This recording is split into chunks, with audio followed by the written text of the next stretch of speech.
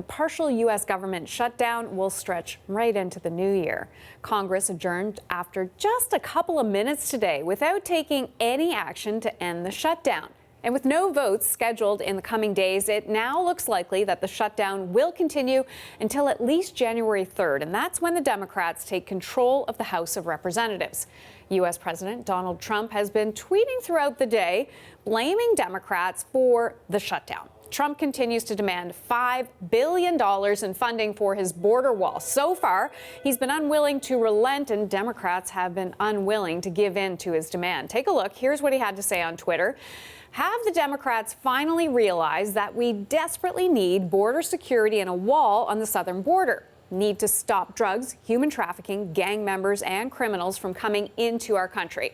Here's another one. Do the Democrats realize that most of the people not getting paid are Democrats? And then later this afternoon, this isn't about the wall. Everybody knows that a wall will work perfectly. In Israel, the wall works 99.9% of the time. This is only about the Democrats not letting Donald Trump and the Republicans have a win. Well, they may have 10 Senate votes, but we have the issue, border security 2020. Julia Manchester is a reporter with The Hill. She joins us now from Rochester, New York. So, Julia, first off, let's start with those tweets. What do you make of the seemingly contradictory tweets from the president?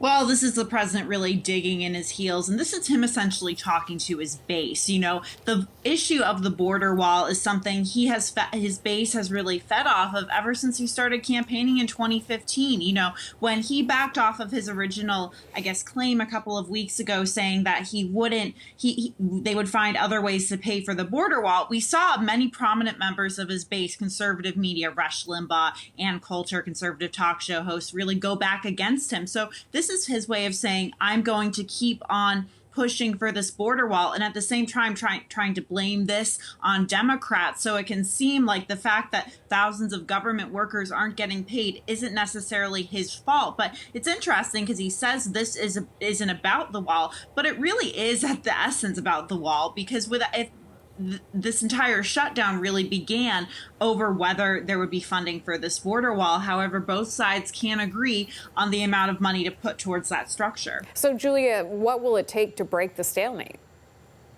You know, I don't know if it will take really, if anything can break this stalemate at this point. I think what you're going to see is likely Speaker Nancy Pelosi and Democrats are going to take over the majority in the House, and then they're going to see what they can do to pass a measure to fund the government. However, it's interesting because President Trump has said he will veto measures. So, definitely an interesting, precarious position there for the U.S. government. So the Democrats will try to find a way to fund the government, but not fund the wall.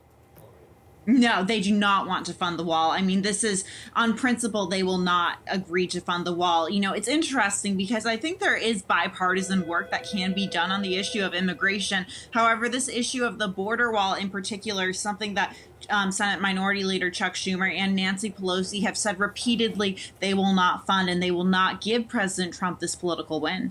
But can they find a way? Is it the type of wall potentially that you can see the Democrats sort of giving on? Well, that's been the question, and you've seen in President Trump's past tweets over the last couple of days, that's kind of been a subject of them. We saw this tweet that some critics said kind of looked like a cartoon, saying this was a steel slat barrier that he's looking at instead of a concrete wall. The Democrats don't want a concrete wall. However, I think a lot of Democrats would argue, well, yeah, there is security at the U.S. border already. It's not like it's a completely open border. We have to remember this, narrative of this mass migration of Central Americans coming in and causing crime. That was essentially pushed by President Trump back during the 2018 midterm campaigns in an effort to rally the Republican base. So it's really only continued. I think Democrats and Republicans could work together on certain issues pertaining to immigration, such as asylum, for example. However, I wouldn't say it's the exact type of wall. I think this is the Democrats not wanting to give Trump a political win. Okay, so if we're at this impasse, how long do you expect the showdown or the shutdown to last? I would say until Democrats take over the majority in the House in the beginning of January. So yeah, still quite a ways. Still quite a ways, absolutely. So I'm going to ask you, look into your crystal ball. What do you think the long-term political fallout will be? Is anyone going to come out of this looking good? Well, I think what you're seeing right now is the frustration that many Americans have with the U.S. government, and the fact that you're really seeing polarization really having a negative impact on the country as a whole, with so many government workers out of work, during the Christmas season. And that's impacting could impact a lot of everyday American life if it continues to go forward. However, I think President Trump really stands to suffer from this politically. He said for the short term, yes, this does absolutely appease his conservative base. Like I said before, he, feeds off of the narrative that you see on many of Fox News' opinion shows, those conservative talk show hosts. He really tries to appease them, and he feeds off of their praise. However, going into 2020, his base will vote for him no matter what. They're not going to go away and vote for a Democratic candidate for president. But he's going to turn away voters that have already begun to turn away from the Republican Party. And those are suburban, white, college-educated women. Those women, those voters in particular, and like voters, have traditionally been Republican. However, we're seeing them shift more and more towards the Democratic Party. And, polling shows that they're not thrilled about this shutdown. And if I think that they keep seeing this behavior coming out of the White House, that's going to draw them more to the Democratic Party, and that they're going to want change on Pennsylvania Avenue. Well, Julia, we know you have your eye on it, and we appreciate your insights today. Thank you, Hannah. Julia Manchester is a reporter with The Hill. Thanks for joining us tonight. Thank you.